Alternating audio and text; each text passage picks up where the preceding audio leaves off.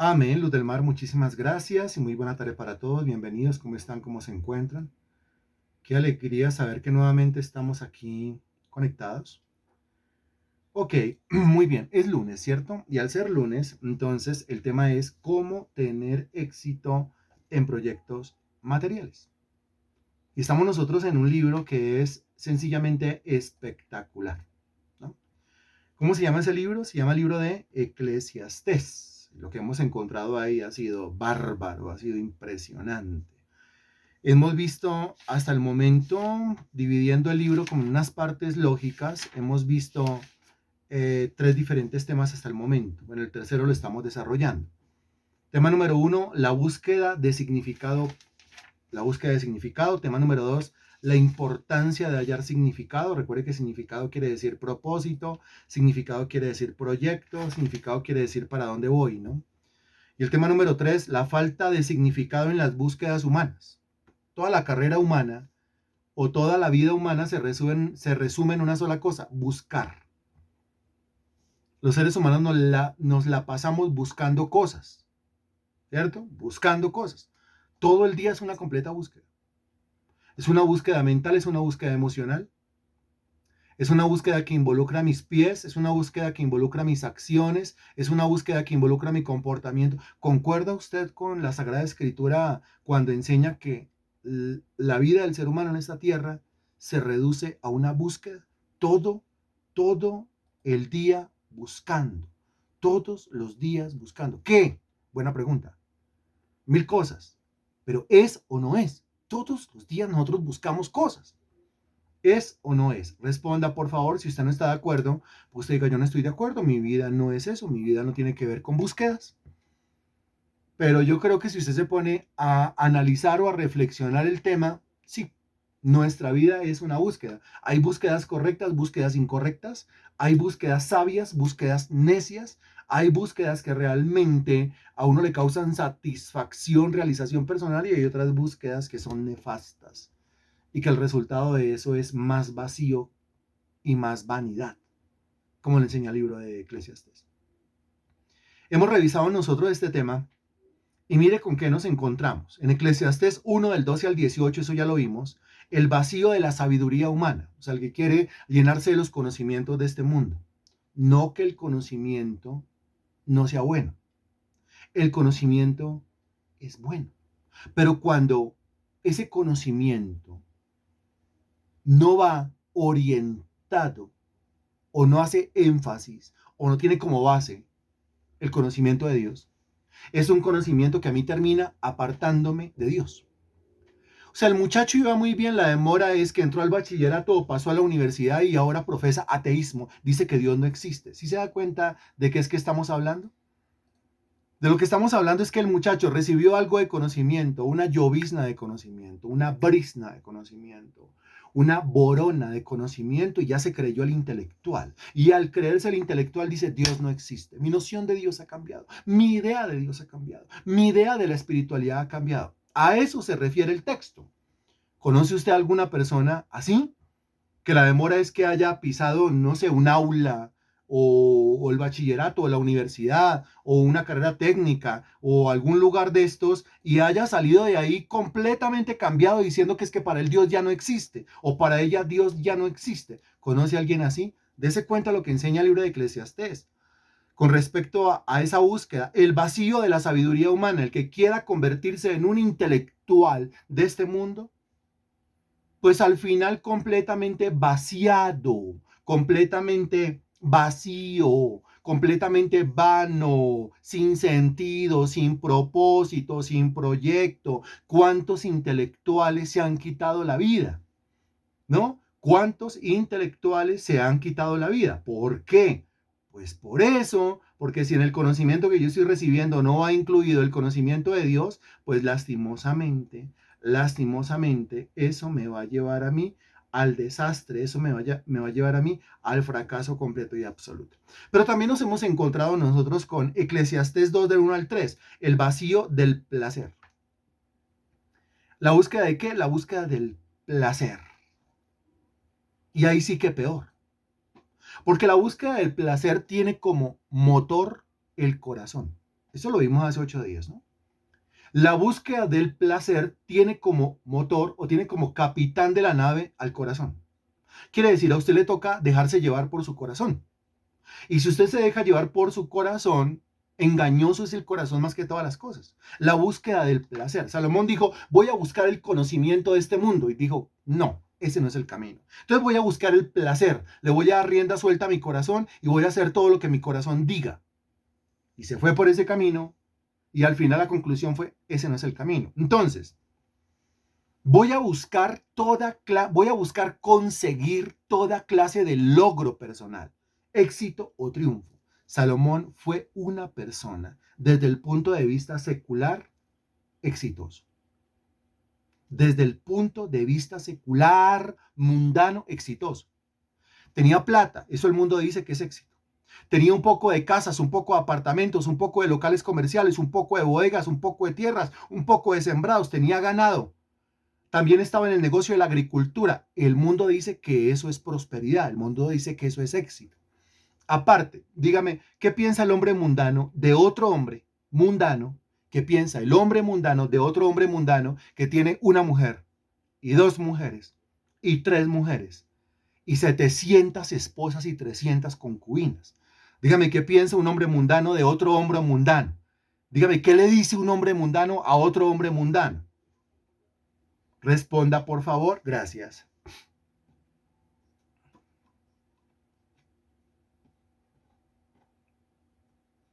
¿Lo considera como un qué? ¿Está de acuerdo? Muy bien. ¿Qué le dice? Ese es macho, ese sí es un macho. Muy bien. Un capo. Estefanía, muy bien. Que esa terminología. Un ídolo. Así es que se hace muy bien. Muy bien. Entonces el tipo lleno de plata, exitoso. Lleno de mujeres, exitoso. Lleno de bienes materiales, exitoso. Lleno de conocimiento, exitoso. Bonito, pinta, exitoso. Muy bien. Un tipo exitoso. Salomón dice, después de perseguir y alcanzar tanto logro, después de perseguir y alcanzar tanto éxito, después de perseguir y alcanzar tanta prosperidad, dice, ese no es el camino. Ese no es el camino. Y ahora tenemos que entrar a otro contexto. Eclesiastés 2, ubíquese en el versículo 17. Eclesiastés 2, 17. La lectura la tenemos que llevar desde el versículo 17 y hasta el versículo 26 del mismo capítulo. Eclesiastés 2, del 17 al 26. Esa es la clase de hoy. Y aquí nos vamos a dar cuenta de otro vacío. Salomón dijo, ok, entonces no es la búsqueda del conocimiento secular, entonces no es la búsqueda del placer tampoco y no es la búsqueda del logro. Debe ser que la realización personal se da cuando el hombre busca y encuentra lo siguiente. ¿Qué? Ayúdeme a descifrarlo.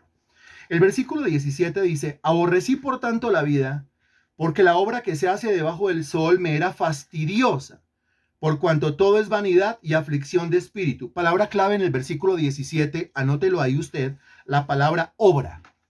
Usted me va a ayudar a descifrar, usted me va a ayudar a interpretar. Entonces, palabra clave, la palabra obra. Yo se lo voy a escribir ahí en el chat también, pero usted lo tiene que tener escrito allá en su cuadernito, que es donde realmente le sirve. Obra. Versículo 18.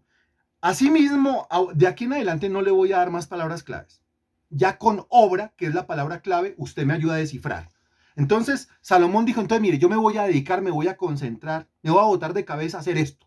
Ya, debe ser que así se logra la realización personal.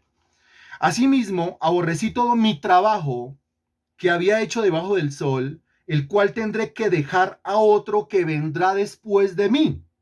A ver quién ya lo descifra. Con la palabra del versículo 17 y una palabra que se parece mucho y que aparece en el versículo 18. Si no es así, entonces continuemos con la lectura. Y quién sabe si será sabio o necio el que se enseñoreará de todo mi trabajo en que yo me afane y en que me ocupé debajo del sol mi sabiduría. Esto también es vanidad.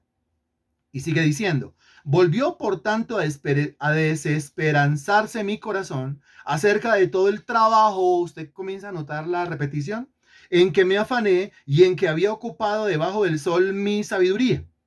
Que el hombre trabaje, nota la repetición, con sabiduría y con ciencia y con rectitud, y que haya de dar su hacienda a hombre que nunca trabajó en ello, también es esto vanidad y muy grande. Versículo 22. Porque ¿qué tiene el hombre de todo su trabajo? ¿Lo notó ya? Y de la fatiga de su corazón con que se afana debajo del sol, porque todos sus días no son sino dolores y sus trabajos, ¿lo notó ya? Molestias, aún de noche su corazón no reposa, esto también es vanidad. Dijimos que esto iba hasta el versículo 26. No hay cosa mejor para el hombre sino que coma y beba y que su alma se alegre en su trabajo. También he visto que esto es de la mano de Dios, porque ¿quién comerá y quién se cuidará mejor que yo? Porque al hombre que le agrada, Dios le da sabiduría, ciencia y gozo, mas al pecador da el trabajo de recoger y amontonar para darlo al que agrada a Dios. También esto es vanidad y aflicción de espíritu. Respuesta del que no ha contestado todavía. Ya no le estoy pidiendo aquí respuesta ni a Natalia porque ya contestó, ni a Marta Poveda porque ya contestó, ni a Marta León porque ya contestó, ni a Germán porque ya contestó, ni a Estefanía porque ya contestó, ni a María Sánchez porque ya contestó, sino a los demás. Entonces que aparezcan las demás respuestas. Este contexto es obvio. ¿Habla de qué? Don Héctor, muy buena noche. Un saludito para usted y para todos allá en su casa. La palabra clave es trabajo. Ahí está. La palabra clave es trabajo. Ahí la tiene usted. Ahora, aclaremos esto de entrada, ¿no?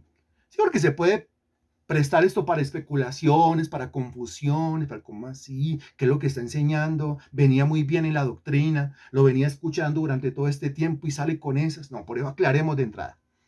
Cuando hablamos en el primer contexto de la búsqueda de la sabiduría humana, estamos diciendo, no es que el conocimiento sea malo.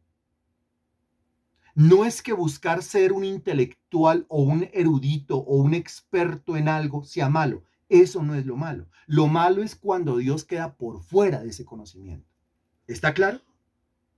En segundo lugar, cuando hablamos de el vacío del placer, no es que buscar el placer sea malo. Alguna vez yo explicaba que el cristiano debe ser por naturaleza un hedonista cristiano. Hedonismo es un término que sale de la filosofía, se desprende de la filosofía para hablar de la búsqueda del placer. El hombre quiere ser feliz, el cristiano también. El hombre busca el placer, el cristiano también. Solamente que el cristiano busca su felicidad es en quién. El cristiano busca su alegría es en quién. El cristiano busca su deleite es en quién.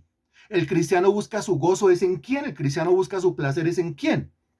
Claro, es que cuando el Salmo dice, deleítate a sí mismo en el Señor, nos está mandando a deleitarnos. Nos está mandando a que todo nuestro placer sea el Señor. Y si la Biblia nos manda a que todo nuestro placer sea el Señor, pues la Biblia a mí me empuja a que yo busque el placer, pero en Dios. A que yo busque el deleite, pero en Dios. Y si la Biblia a mí me empuja a que yo busque el deleite o el placer en Dios, pues la Biblia me empuja a que yo sea un hedonista, pero un hedonista no mundano, un hedonista cristiano, que es una cosa completamente diferente aquí. Hedonista sí soy, y usted también, solamente que no se ha dado cuenta. Y solamente que algunos, pues estudiosos de la filosofía, dicen, no tengo nada que ver con el hedonismo, pero si usted se pone a espiritualizar el término, se va a dar cuenta que sí, que no tiene que ver algo, tiene que ver absolutamente todo con el término. Entonces, la búsqueda del placer es buena, como la búsqueda del conocimiento es buena, pero aclarando el asunto. Y cuando hablamos de la búsqueda del logro, del éxito, pues es obvio que también es bueno. Dios promete el éxito, Dios promete el logro, Dios promete la victoria, Dios promete la prosperidad, Dios promete el aumento, Dios promete el ascenso. La senda del justo es como la luz de la aurora que va en aumento hasta que el día es perfecto, dice ese maravilloso versículo del Proverbio capítulo 4, versículo 18. La senda del justo tiene que ser en aumento hasta que el día es perfecto. ¡Qué maravilla! O sea que Dios promete el logro. El logro es bueno, el éxito es bueno, pero cuando Dios no se queda por fuera del logro. Entonces, Todo entiéndalo con esta frase al final, cuando Dios no se queda por fuera. La búsqueda del conocimiento es muy buena, cuando Dios no se queda por fuera de esa búsqueda. La búsqueda del placer es muy buena, cuando Dios no se queda por fuera de esa búsqueda. La búsqueda del logro o del éxito es buena, cuando Dios no se queda por fuera. De lo contrario, mi vida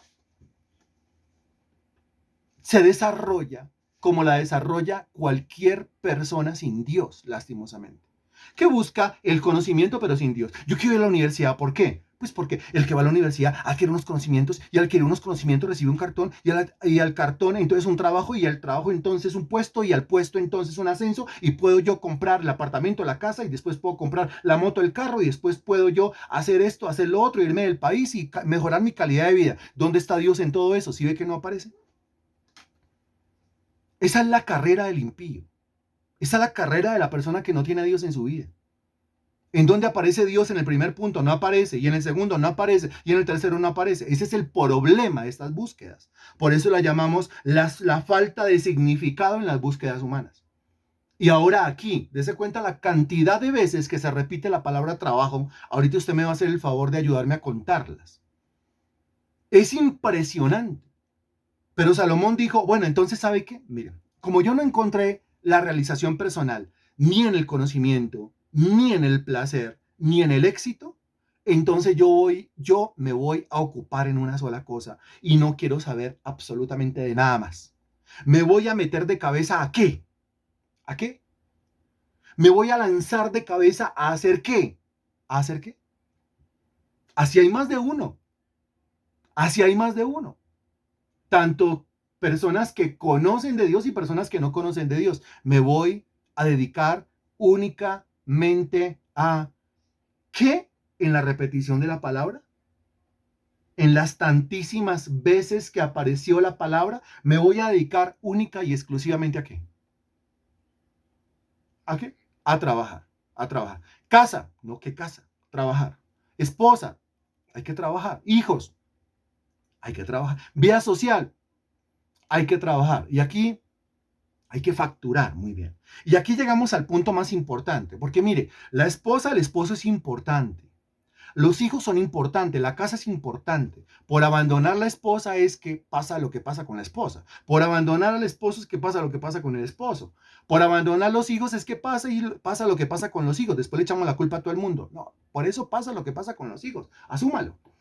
Por abandonar una cosa pasa lo que pasa con las cosas. Pero aquí viene la parte más importante, la parte más cruel del asunto. Y es que, como yo me voy a ocupar de lleno es en trabajar, trabajar y trabajar,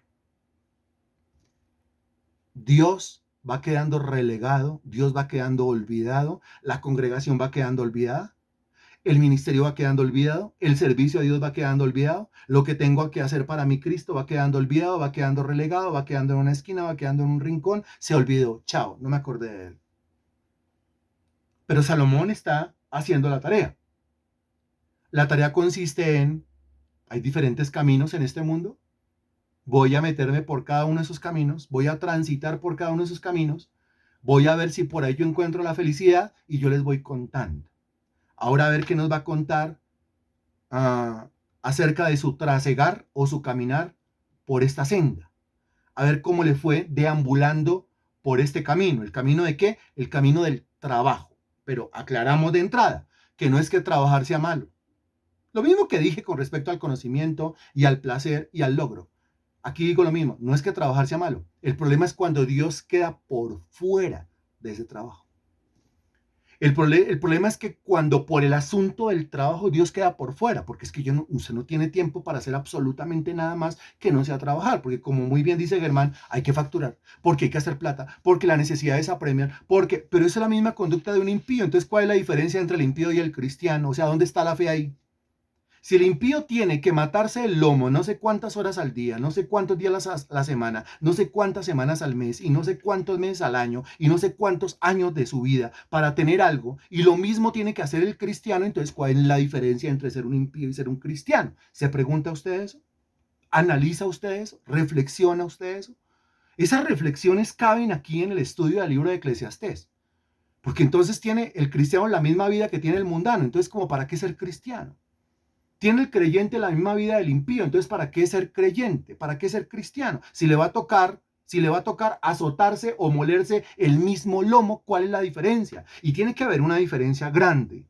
Escúcheme, por favor. Porque es que Adán, acuérdese usted, producto del pecado, de la caída en el pecado, a Adán se le dice, maldita será la tierra por tu causa. Cardos y espinos te producirá. Note que está bajo maldición. Bajo maldición dice, cardos y espinos te producirá. Y después dice, comerás el pan con el sudor de tu frente. Esa debe ser la constante de una persona que está bajo ¿qué? Esa debe ser la constante, esa es la vida, esa es la regla de una persona que está bajo ¿qué? De una persona que está bajo maldición. Bajo pecado, muy bien. Lo cual lo pone a uno bajo maldición. Esa debe ser la constante. La persona que está bajo pecado, bajo iniquidad, la persona que está bajo las obras de la carne, con una conducta pecaminosa, está bajo maldición. La paga el pecado de la muerte. La maldición nunca viene sin causa, dice el proverbio. ¿Cuál es la causa de la maldición? Pues el pecado. Cuando hablamos de maldiciones laborales y económicas, pues dése cuenta que ahí hay una. Maldita sea la tierra por tu causa. Quiere decir que cualquier cosa que yo emprenda es maldito. Cualquier trabajo en el cual yo ponga mis manos, maldito. Cualquier empresa a la que yo entre, cualquier puesto de trabajo que me asignen, cualquier máquina que me asignen para trabajarla en ese puesto de trabajo, maldito el puesto de trabajo. Maldita la máquina, pero ¿por qué? Maldito el puesto de trabajo, pero ¿por qué? Maldita la labor, pero ¿por qué? Porque el individuo que está colocando sus manos sobre esa máquina es un maldito. ¿Pero por qué es un maldito? Maldita será la tierra por tu causa. O sea que siempre hay una causa. ¿La causa es cuál? La causa es el pecado. Es que esa empresa es como maldita. No, no hay empresas malditas. El cuarto maldito. No hay tal cosa como un cuarto maldito. La habitación maldita. No, no hay una habitación maldita. Si hay una habitación maldita es porque hay un maldito. Y el individuo se convierte en maldito por causa del pecado. Entonces, si la causa o la consecuencia, viéndolo desde donde lo quiera ver, la causa de la maldición es el pecado. La consecuencia del pecado es la maldición. Pues, ¿cómo hago yo para erradicar la maldición? Pues erradicando el pecado. Los cristianos se enfrascan en la siguiente conversación. Hablan de las maldiciones generacionales. Entonces hay que cortar con maldición generacional. Y usted es invitado a un culto, a una reunión en donde vamos nosotros a romper toda maldición generacional. Los cristianos van emocionados porque van a cantar, porque van a predicar y porque van a ministrar y porque van a poner manos sobre un individuo rompiendo las maldiciones generacionales. Y entonces yo le pregunto, ¿y cuál es su texto base bíblico para hablar de maldiciones generacionales? Y entonces ellos dicen, Éxodo capítulo 20. ¿Cuál? El texto que dice que vuestro Dios es Dios fuerte y celoso, que visita la maldad de los padres sobre los hijos hasta la tercera y cuarta generación. ¿Sí se da cuenta que hay una maldición? Pero el versículo no habla de maldición. El versículo habla es de qué. Visito la qué de los padres sobre los hijos. ¿Qué es lo que? ¿De qué es que habla el versículo? ¿Qué es lo que nombra o menciona el versículo? El Señor visita la qué de los padres sobre los hijos. No habla de maldición. No habla de maldición. Muy bien, don Héctor. Ahí no habla de maldición. Ahí no dice que visita la maldición de los padres o de los hijos. Ahí dice que visita la maldad de los padres o de los hijos, que es diferente. La maldición es consecuencia de la maldad. Maldad es sinónimo de qué? Maldad es sinónimo de qué? Excelente, don Héctor. Maldad es sinónimo de pecado. O sea que en ese versículo usted puede leer que Dios visita la maldad de los padres sobre los hijos, pero también dice que Dios visita el pecado de los padres sobre los hijos. El pecado. No habla de la maldición.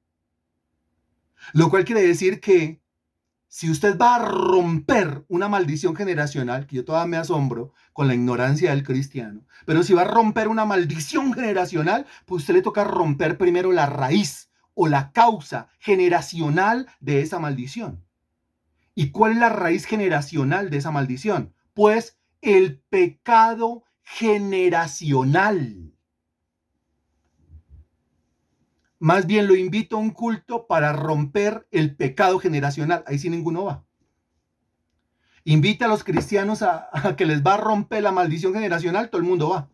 Pero que les va a romper o que vamos a romper entre todos el pecado generacional, ahí sí ninguno va. ¿Por qué? Porque nos toca arrepentirnos, hermano. Porque nos toca asumir el pecado, porque nos toca asumir la maldad personal, porque nos toca asumir la iniquidad, lo que yo he hecho. Porque me toca dejar de mirar al que tengo al lado y al que tengo al otro. Me toca mirarme a mí mismo y me toca decir, sí, es por mi pecado. No es por mi pecado de mi mamá, ni de mi papá, ni de mi abuela, ni de mi abuelo. Es por mi propio pecado. Un pecado que yo he imitado. Una maña con la cual yo me quedé, una maña que trasciende con mi vida. Y usted se pone a analizar este tema. Analícelo de la siguiente manera. El abuelo fue un borracho.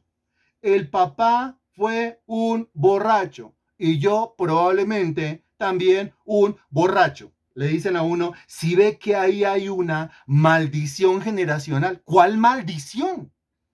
Sí, maldición, porque mire la borrachera, y mire los problemas familiares, y mire los problemas en el trabajo porque siempre está borracho, y mire los problemas de plata porque se gasta todo el sueldo en la borrachera, pero es que antes de hablar de una maldición generacional, note que hay una conducta que viene desde el bisabuelo, pasó al abuelo, pasó al papá, pasó a mí, y probablemente ya esté en mis hijos. ¿Cuál? El pecado. El pecado que lo imita.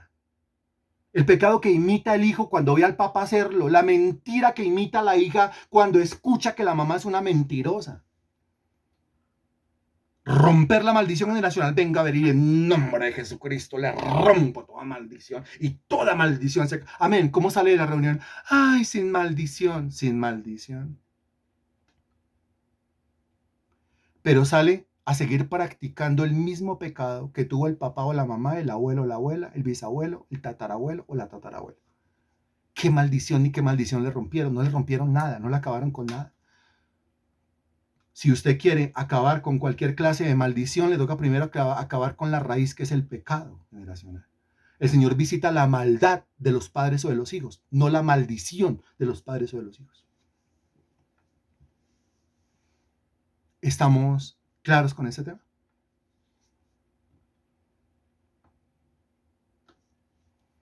¿Está entendido el tema? Ok. Ahora, ¿qué es más fácil? ¿Romper una maldición generacional o romper un pecado generacional? ¿Qué es más fácil? ¿Qué es más fácil? ¿Romper una maldición generacional o un pecado generacional? Fácil.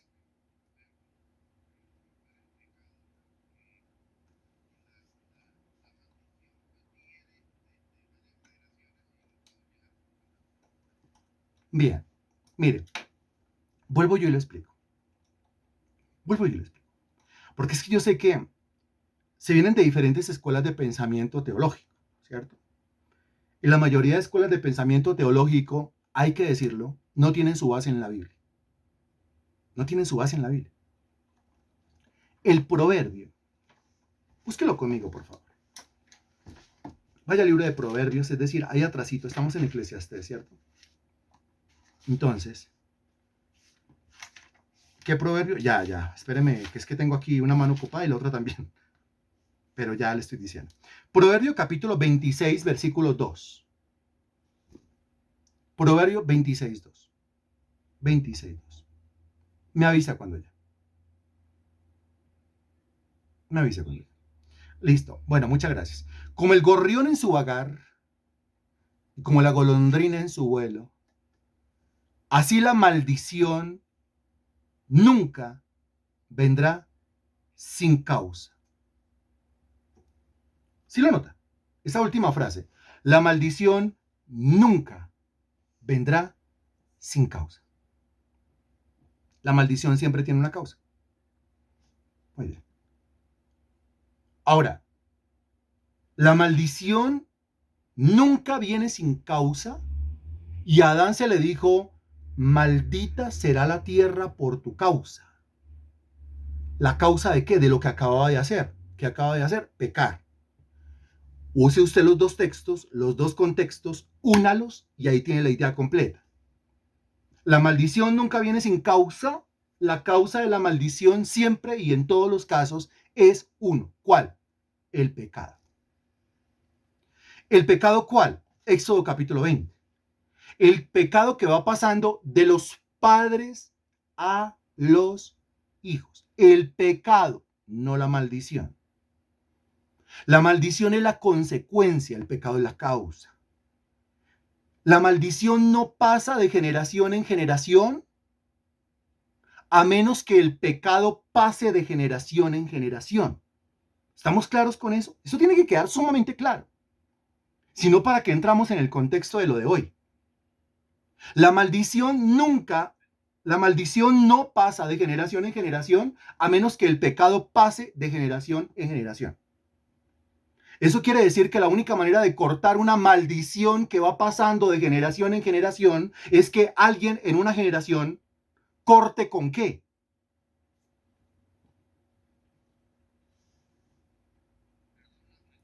Claro que sí, con mucho gusto.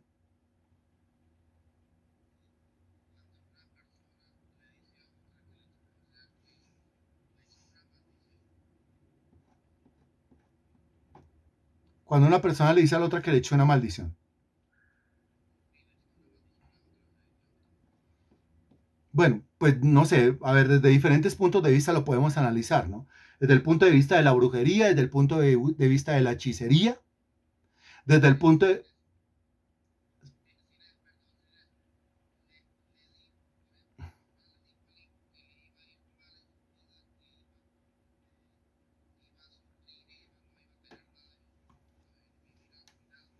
Ok, muy bien. Pues la Sagrada Escritura es clara al decir lo siguiente. La Biblia dice, tú condenarás toda lengua que se levante contra mí en juicio. La Sagrada Escritura enseña, no hay agüero contra Israel, que se traduce, no hay brujería contra Israel, no hay hechicería contra Israel, o no hay palabra, no hay maldición que se profiera por una boca y que haga efecto en Israel.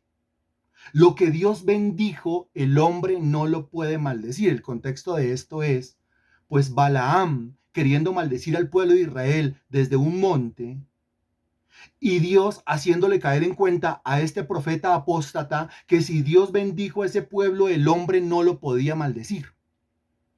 Quiere decir que esto es una situación que tiene que ver con fe. ¿Tiene que ver con incredulidad o tiene que ver con fe? Hay cristianos que son agoreros, ¿sabía usted? Ahora no sé cómo un cristiano puede ser agorero, pero, o sea, no lo sé por un lado y sí lo sé por el otro. Porque cuando la Biblia dice, manifiestas son las obras de la carne, y le está hablando a cristianos, y les está diciendo que las obras de la carne son enemistades, bueno, eso lo entendemos, iras, eso lo entendemos, celos, eso lo entendemos, pero también dice hechicerías, brujerías, quiere decir que hay cristianos que van donde los brujos, como hay cristianos que se la pasan en los celos, en las enemistades, en las envidias y en los pleitos. Entonces, ¿cómo un cristiano puede estar allá metido? Pues de la misma manera nos preguntamos cómo un cristiano puede ser solamente pleitos, puede ser solamente iras, puede ser solamente celos, y puede ser solamente envidias, y puede ser solamente odios, y puede ser solamente resentimientos. Es exactamente lo mismo. El que está con su corazón lleno de odio y lleno de resentimiento es como si estuviera practicando la brujería. Todo esto se pone al mismo nivel. El asunto es que no hay brujería que pueda causar efecto en un cristiano firme, o sea, en un cristiano que la crea. Que crea, a mí no me puede hacer efecto a ninguna clase de brujería. Sin embargo, en esta carrera de más de 20 años yo me he encontrado con más de uno, cristiano, genuino. No está aparentando cristianismo y realmente está bajo el azote de una brujería. Y cuando usted ahonda en el tema, entrevista a la persona, ahí usted llega a la conclusión. ¿Por qué la brujería se lo está carcomiendo? La brujería se lo está carcomiendo porque cree que la brujería lo puede tocar. En el momento en que crea que la brujería no lo puede tocar, la brujería lo deja de tocar.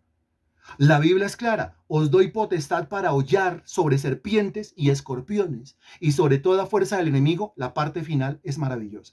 Pero hay que creerla. ¿Cuál es la parte final de Lucas 10:19?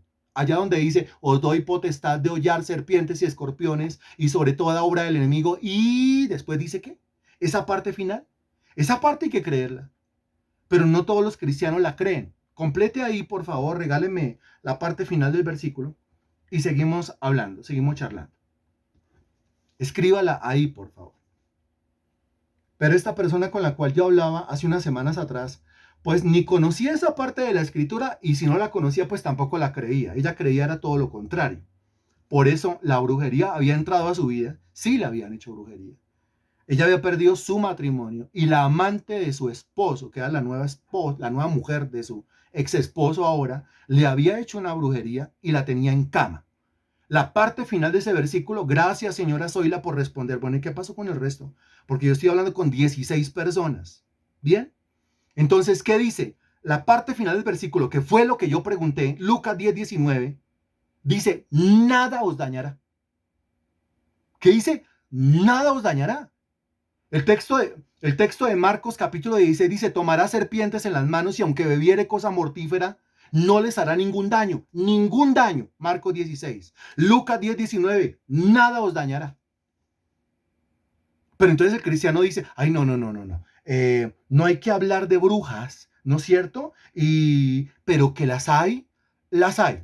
Claro que hay brujas, claro que hay hechiceros, claro que hay brujería, claro que hay hechicería, claro que hay pactos con el demonio, claro que hay invocaciones de demonio. Todo eso existe, todo eso es peligroso. Pueden matar a una persona. Usted pregúntele a Enrique Gómez Montealegre. ¿Sabe quién es Enrique Gómez Montealegre?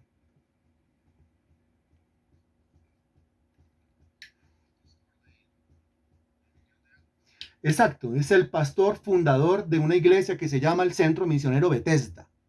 Él, Enrique Gómez Montealegre, ¿cierto? Y su esposa, Mélida de Gómez. Pues Enrique Gómez Montealegre dice en un libro que escribió acerca de los dos reinos, el reino de la luz y el reino de las tinieblas. Narra toda su vida, da su testimonio. Enrique Gómez Montealegre fue el segundo brujo más peligroso de Colombia. Persona por la cual rezaba o contra la cual invocaba espíritus inmundos, se moría, se secaba. Así de efectivo era ese señor. La conversión de él fue a sangre y fuego. La liberación de él fue a sangre y fuego. Él tenía todos los pactos hechos y rehechos con el mismo Satanás. Por eso es que el ministerio de él tiene ese énfasis de que echamos fuera a todos los demonios y echamos fuera. El ministerio de él, el fuerte de la liberación. La mayoría no lo entienden porque no conocen el contexto. Y él habla mucho del diablo y de Satanás y de los demonios y de la brujería y siempre está reprendiendo brujería, hechicería y ayuno y oración, brujería, porque él viene allá de ese contexto. Entonces, con base en estos testimonios, en estas historias, y más que estos testimonios o historias, el recuento de la Sagrada Escritura, pues la brujería existe, la hechicería existe, la invocación de los espíritus inmundos existe, por supuesto. Si existe la invocación, nosotros invocamos un espíritu, ¿no? No olvide que nosotros invocamos un espíritu, al Espíritu Santo, muy bien, don Héctor. No olvide que nosotros creemos en la invocación de espíritus. Usted dirá, la Biblia prohíbe la invocación de espíritus. Sí, pero completa el versículo. Porque la Escritura dice que aquel que invoque espíritus de muertos o espíritus de demonios o espíritus inmundos ha de ser raído de la congregación o ha de ser quitado, desechado de la tierra. Tiene que ser muerto el que invoque espíritus inmundos. Sin embargo, a nosotros se nos dice, invócame en el día de la angustia, yo te libraré y tú me honrarás. Dios me dice, invóqueme. Eso dice la Escritura, así lo he leído, ¿no? Y todo aquel que invocare el nombre del Señor será salvo. Yo tengo que invocar a Dios. ¿Cómo lo invoco? Padre Santo, te invoco en este momento, mi Dios. Yo te pido que te haga realidad, que tu presencia se haga realidad en mi vida, en este momento, en esta habitación, Señor, y que se haga realidad en la habitación de cada uno de mis hermanos que está conectado a esta clase. Espíritu Santo, manifiesta tu... Dese cuenta que estoy invocando un espíritu y le estoy pidiendo que se manifieste. Dese cuenta. ¿Existe o no existe la invocación de espíritus si nosotros lo hacemos todos los días? ¿Existe o no existe la invocación de espíritus pidiéndole que se manifieste en un lugar? Pues nosotros lo hacemos todos los días. El Espíritu de Dios se manifiesta en mi vida todos los días. Yo ando para arriba y para abajo con un espíritu. Claro que existe, los cristianos lo practicamos, pero nosotros invocamos un Espíritu Santo, recto, verdadero, conforme a la palabra de Dios, el Consolador, el Paráclito, el Espíritu del Señor. Ahora, ¿qué es lo que hacen los brujos? También invocan espíritus. Y espíritus de demonios, espíritus inmundos, que piden la manifestación. Tienen con ellos convenios, como nosotros tenemos convenios con el Espíritu Santo, o no. Acuerdos con el Espíritu Santo, o no.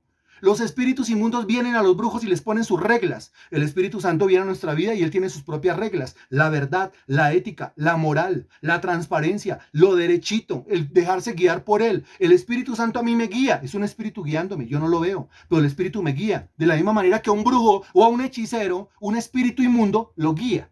El Espíritu Santo a mí me habla y yo lo escucho.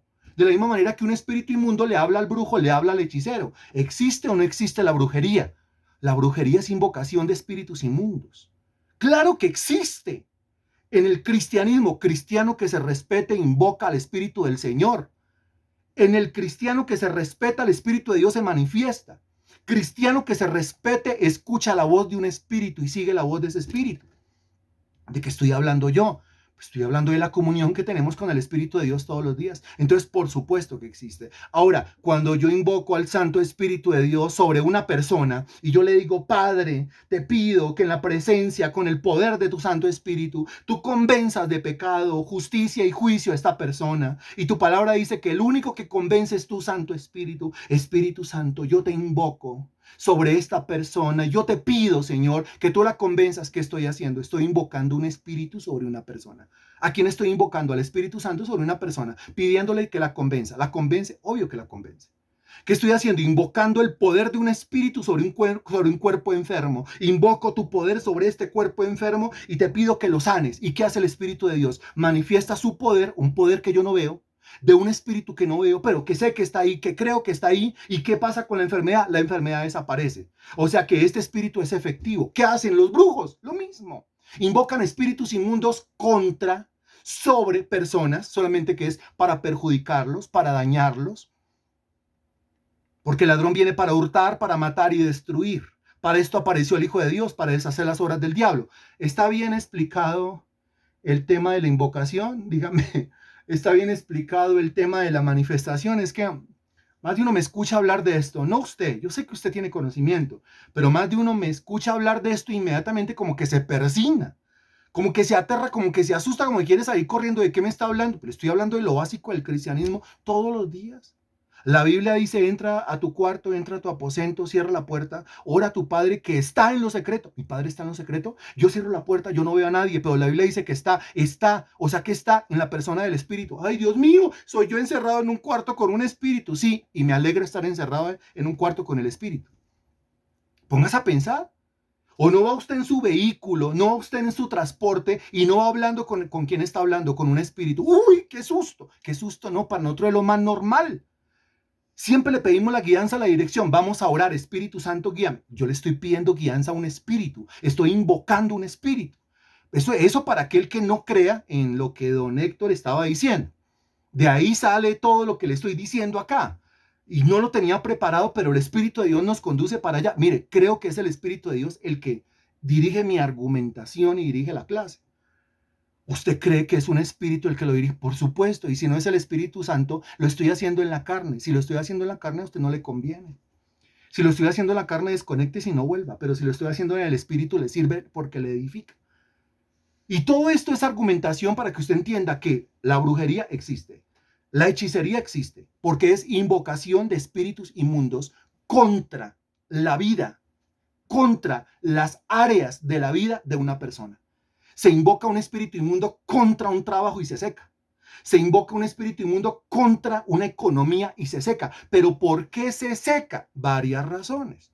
Una de ellas le estaba comentando el testimonio. Una persona, cristiana. Pero venga, ¿por qué la brujería? Dice, no sé, pues todos estamos expuestos, comienza a decirme. Ninguno está exento, comienza a decirme. Y ahí usted se da cuenta cuál es su pensamiento y cuál es su fe. O sea, esta persona creía y estaba convencida que la brujería podía tocar al impío, normal, pero que también podía tocar al cristiano y era normal que la brujería tocara al cristiano. Pero yo reviso en la Biblia y yo le pregunto a usted, ¿es normal que la brujería toque a un cristiano? ¿Es normal que la invocación de espíritus inmundos contra un cristiano surta efecto? ¿Es normal que un brujo rece y le seque el trabajo y le seque la economía y le acabe el matrimonio y le acabe con los hijos? Porque por ahí hay mucho cristiano que dice, no, es una brujería, es que me están trabajando, es que fulano me rezó, es que fulano me hizo un amarradijo, es que fulano clavó un alfiler por ahí en un muñeco, es que fulano me echó tierra de muerto, es que fulano me dio a beber agua de yo no sé qué. Yo le pregunto a usted, mi estimado cristiano, mi estimado hermano en Cristo, mi estimado condiscípulo, mi estimado consiervo, si eso es normal que pase en la vida de un cristiano. Si usted cree que es normal que pase en la vida de un cristiano, normalmente usted va a ser tocado por cualquier clase de invocación de espíritus inmundos y por cualquier clase de maldición que el impío profiera con su boca en contra suya. Pero lo que enseña la Sagrada Escritura es una cosa completamente diferente. ¿Qué enseña la Biblia? Tú condenarás toda lengua que se levante contra mí en juicio. Hable contra mí, hable mal contra mí, verá cómo le va. Eso es lo que yo creo. Eso es lo que yo creo. Cuando se levantaron los malignos para comer mis carnes, ellos tropezaron y cayeron, dice la Sagrada Escritura. Levántese Dios y sean esparcidos sus enemigos. Como se derrite la cera en medio del fuego, así perecerán los impíos delante de Dios, dice el Salmo capítulo 68. Creo que enseña la Sagrada Escritura. Yo soy bendito, Efesios 1:3. ¿Qué puede hacer maldito lo que el Señor ya hizo bendito? Nada. No hay agüero contra Israel. A mí me puede tocar cualquier agüero. ¿No? ¿Puedo pasar por debajo de una escalera? Sí, no es recomendable porque si hay una escalera, arriba de la escalera habrá un maestro de construcción, habrá un pintor que tiene un destornillador, que tiene un martillo, que tiene un alicate, que tiene un tarro de pintura, que tiene un metro por ahí en la mano, por ahí se cae, me lo revienta en la cabeza y eso será lo peor que me puede estar pasando. No es recomendable que pase por debajo de una escalera. Pero si tocó pasar por debajo de una escalera, pues usted y yo no somos impíos como para creer en agüeros. Un gato negro, se me regó la sal, no me pase el cuchillo de mano a mano, déjelo en la mesa, no ponga el bolso en el suelo, se me rompió el espejo, la herradura detrás. Hay cristianos así, y uno dice, pura pinta de mundano, pura pinta de impío, porque un cristiano no tiene los agüeros. Y todavía esto, mire lo siguiente, al que le caiga, ¿cierto? Si me cae a mí, que me caiga a mí. Pero usted escucha a los cristianos, las conversaciones de ellos decir, ¿y tú qué eres? Yo soy Acuario, y el otro dice, yo soy Géminis, y el otro dice, yo soy Leo. Un cristiano Acuario, un cristiano Géminis, un cristiano Sagitario, ¿qué es esa inmundicia, dígame? Un cristiano consultando el horóscopo a ver cómo es que le va a ir hoy. ¿Qué es esa inmundicia, dígame? Por esas cosas viene la ira de Dios. Usted no es ni Aries, Tauro, Géminis, Cáncer, Leo, Virgo, Libra, Escorpión, Sagitario, Capricornio, Acuario y Piscis. Usted ya se lo sabe, claro, me lo sé. O si no, ¿cómo lo enseño? ¿Cómo lo argumento? Con ignorancia no se argumenta. Con ignorancia no se enseña nada. Con ignorancia no se aclara la cosa. Toca con conocimiento. Sé de qué le estoy hablando. Suerte. Hay cristianos que creen la suerte. Es que la suerte, eso es pura suerte. A mí me dicen, Freddy, eso es Dios y suerte. Dios y suerte. No, déjelo en, eso es Dios y punto. Ya. Dios y suerte. O sea, hay suerte. Hay una cosa aparte de Dios que se llama suerte. Hay una cosa aparte de Dios que se llama fortuna. Hay una cosa aparte de Dios que se llama destino, universo. No, no es el universo. El universo conspiró para traerte bendición. El universo no conspira para nada.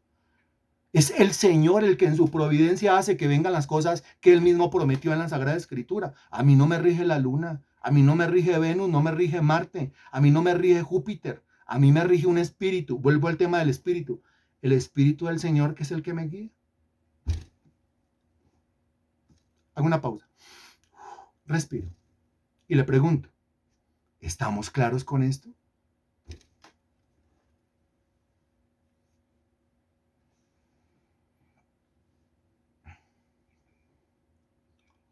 Estamos claros con esto. Muy bien. Levante la mano el Géminis.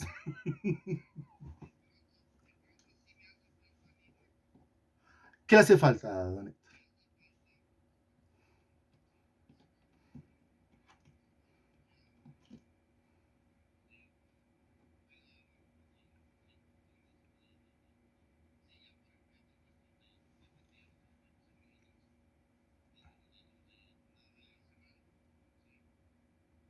Sí, señor.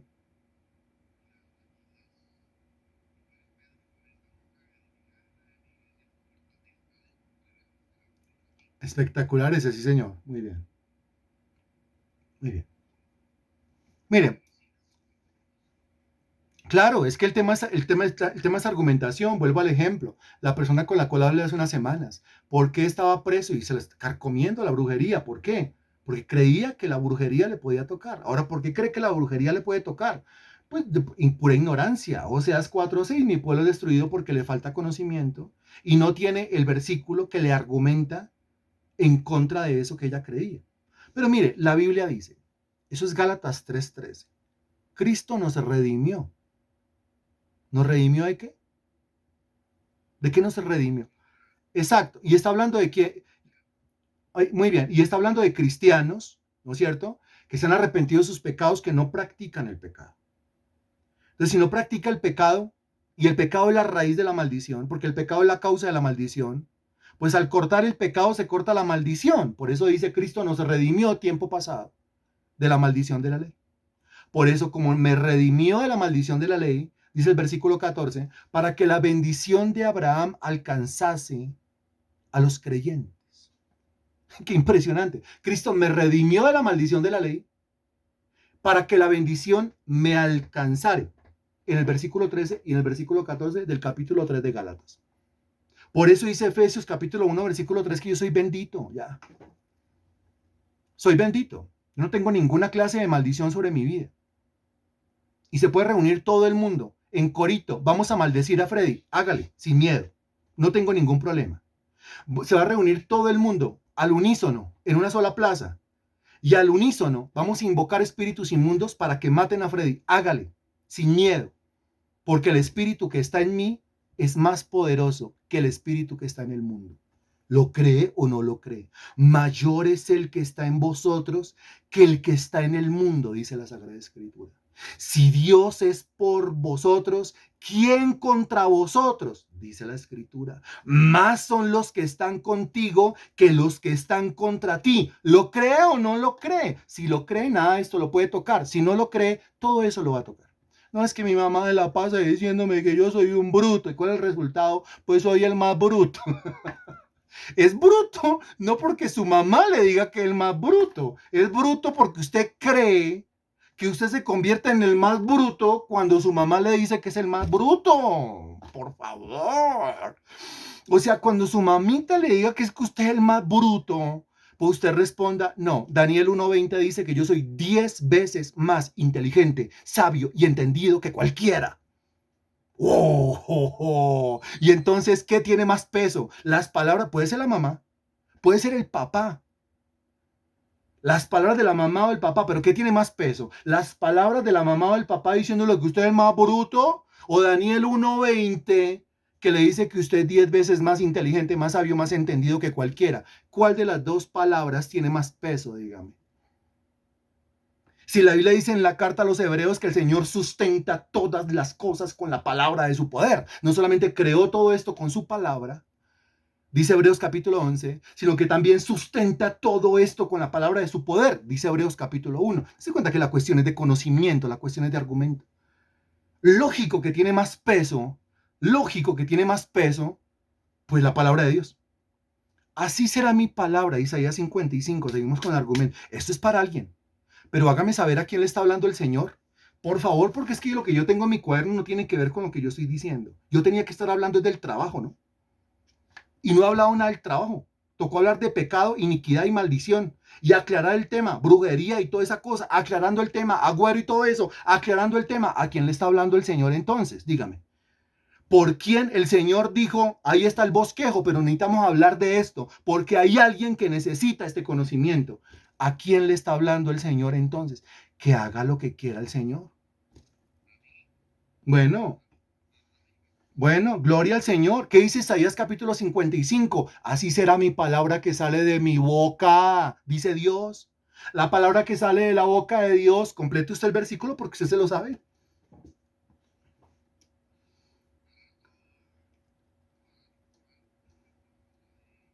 Yo le envié.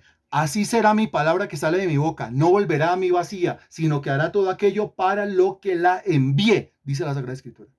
¿Qué tiene más poder? ¿Las palabras de la mamá, del papá, de un hijo, de la abuela, del abuelo? Pueden ser las palabras de su mismo predicador que abre la boca soezmente, tratando de acabarle la vida con maldiciones. No, puede ser el mismo predicador. Pero aquí lo que tiene peso es, lo que tiene poder absoluto, poder omnipotente es la palabra de Dios. Deje de chillar. ¿Para quién esta palabra? Deje de llorar. Que mi mamá mi papá se la pasa, es que mi marido se la pasa, mi esposa se la pasa, mi hijo se la pasa, todo el mundo se la pasa. Hasta yo me la paso, ya me las creo, me paro al espejo y digo, usted es lo más bruto que existe.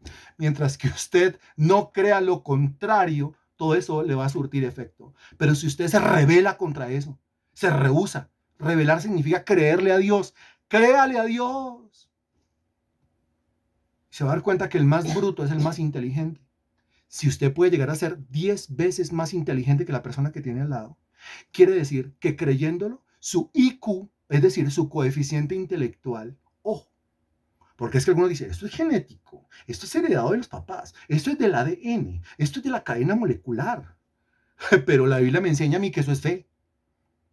Eso es fe. Daniel era 10 veces más inteligente, sabía entendido que cualquiera. Sadrach, Mesach y Abednego, es decir, los tres de Babilonia, eran 10 veces más sabios, más inteligentes, más entendidos que cualquiera. ¿Por qué? Porque se lo creyeron.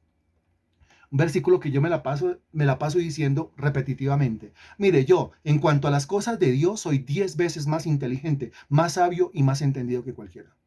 En cuanto al discernimiento de la palabra de Dios, yo soy 10 veces más sabio, más inteligente, más entendido que cualquiera. En cuanto a la interpretación bíblica, yo soy 10 veces más inteligente, más sabio, más conocedor que cualquiera. En cuanto a la predicación del evangelio, yo soy 10 veces mejor que cualquier otro predicador. En cuanto a la enseñanza, yo soy 10 veces mejor maestro que cualquier otro maestro bíblico. Yo me lo creo. Y usted puede estar ahí, uy, pero ¿qué se la está dando? Me la estoy dando de creyente, lo dice Daniel 1:20. Me la estoy dando de creyente, dice Efesios capítulo 1. Que el Señor me da espíritu de sabiduría y de revelación en el conocimiento suyo. Y que manifiesta en mí la supereminente grandeza de su poder a favor de los que creemos. ¿De qué me la estoy dando? De creyente. Eso es lo que realmente a mí me ha superado. Eso es lo que realmente a mí me da un progreso espiritual. En cuanto a firmeza espiritual, yo soy 10 veces más firme espiritualmente que cualquiera. En cuanto a perseverancia, no, yo no soy de los que retroceden para perdición. Yo soy 10 veces más firme y más perseverante que cualquiera. Cualquiera va caminando al lado mío y se cansó y lloró como Juan Marcos y se fue por los problemas de la vida. Yo no puedo seguir caminando al lado tuyo. Largo. Pero yo soy 10 veces más perseverante. Yo soy 10 veces más persistente. Yo soy 10 veces mejor que cualquier cristiano. ¿De qué se la está dando? De creyente. El apóstol Pablo mismo lo dice. Dice, por la gracia de Dios he trabajado más que todos los apóstoles. Él lo decía. He trabajado más que todos los apóstoles, pero no yo, sino la gracia de Dios conmigo. Pero él decía, yo soy mejor que los demás apóstoles. Si Pablo decía que era mejor que los demás apóstoles, yo digo, yo soy mejor que los demás cristianos. Y yo soy mejor que los demás predicadores. Y mi enseñanza es de una más alta calidad en comparación con los demás predicadores. Y mi discernimiento. Y la manera como Dios me usa hablándole a su pueblo es 10 veces más efectiva que como Dios utilizaría a cualquier otro cristiano y a cualquier otro predicador. Esa es mi fe. Mi fe. ¿De qué se la está dando? De creyente. Eso es lo que creo. Y prefiero que me critiquen por manifestar mi fe y no que me critiquen por manifestar mi incredulidad, mi debilidad, mi anemia, mi victimización, mi chilladera. No, yo no lloro. Mis lágrimas son para mi Señor con muchísimo gusto, porque Él las recibe, Él las valora, Él las atesora y las guarda. Toma mis lágrimas, mi Señor. Para nadie más son mis lágrimas. No, no, no. No vale la pena. ¿Quién se atreve a creerlo conmigo?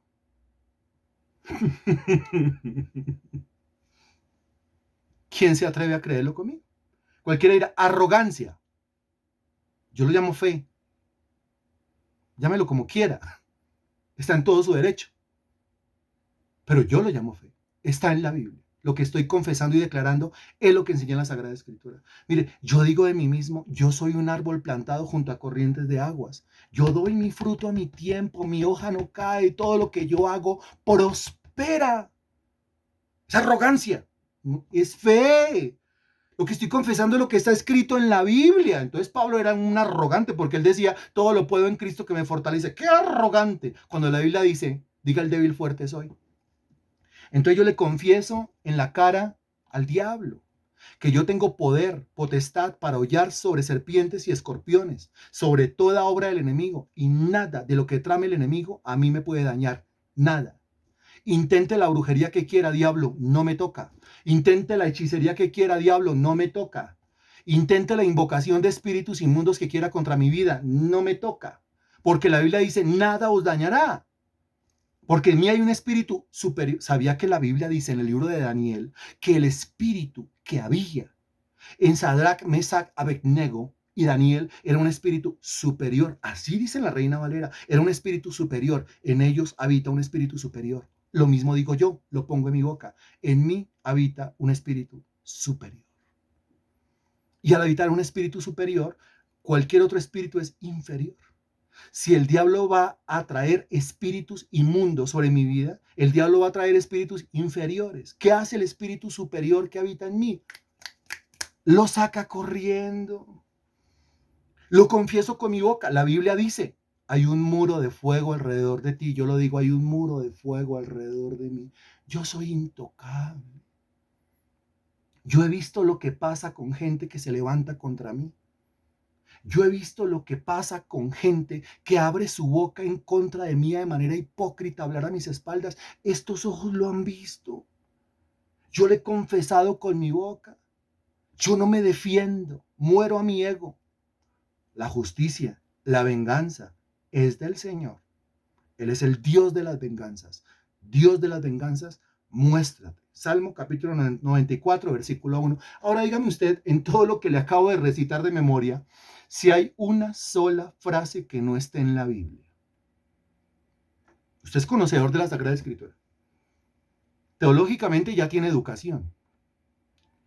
Dígame si en todo lo que le he recitado de memoria hasta el momento, de memoria, porque es que no lo tengo aquí, de memoria, dígame si hay una sola cosa que no esté en la Sagrada Escritura. Todas están en la Biblia. ¿Usted es conocedor? ¿Todas están ahí? Ah, bueno, como todas están ahí, esa es mi fe. Eso es lo que yo creo. Así actúa Dios en mi vida. Esa es mi relación con Dios. No sé cómo sea la suya. Espero sea igual. No, espero sea igual, no. Espero sea superior a la mía.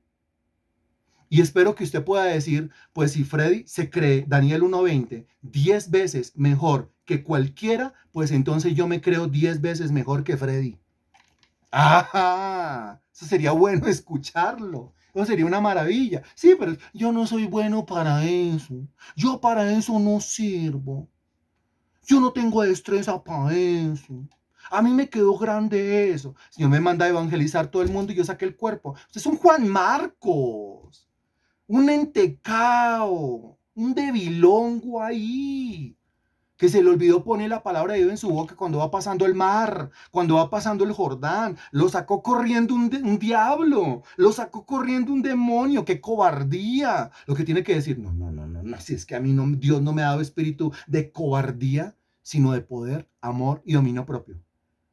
Ah, ¿sí ve? Por un camino vienen contra mí y yo ¿qué hago? Nada, porque no ve que por 7 caminos salen huyendo. Yo no le tengo temor al terror nocturno, ni a saeta que huele de día, ni a pestilencia. Plaga ninguna toca mi... Esa es mi fe. Plaga ninguna toca mi morada.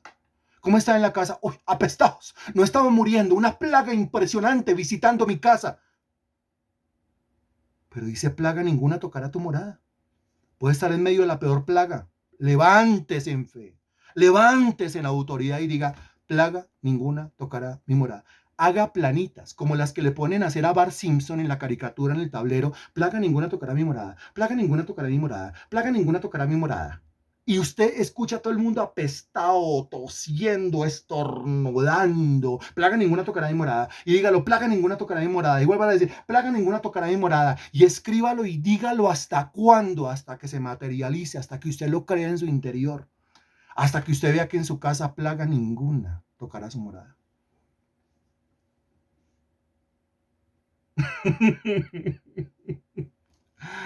Mi estimado hermano, tenemos las 7:10. Esta fue la introducción del tema, entonces. ¿Qué tuvo que ver? Pues tuvo que ver todo. Si el Espíritu de Dios dirigió como yo creo que dirigió, pues entonces tiene que ver absolutamente todo con el contexto de la falta de significado en las búsquedas humanas, entrando al tema del vacío, de dedicarle toda una vida a trabajar, trabajar, trabajar, trabajar, dejando a Dios de lado. Bendito Dios. Tú eres bueno, tú eres grande, magnífico, maravilloso, Señor. Yo te doy infinitas gracias, mi Dios, por tu palabra, Señor, por esta espada de dos filos, por la vida de las personas que hoy se sentaron, se conectaron a esta clase, Señor. Yo debía haber estado en los versículos de Eclesiastés. Y sin embargo no estuve en los versículos de Eclesiastés, estuve en otros versículos, Señor Dios, porque tu Espíritu nos llevó a esos versículos, Señor.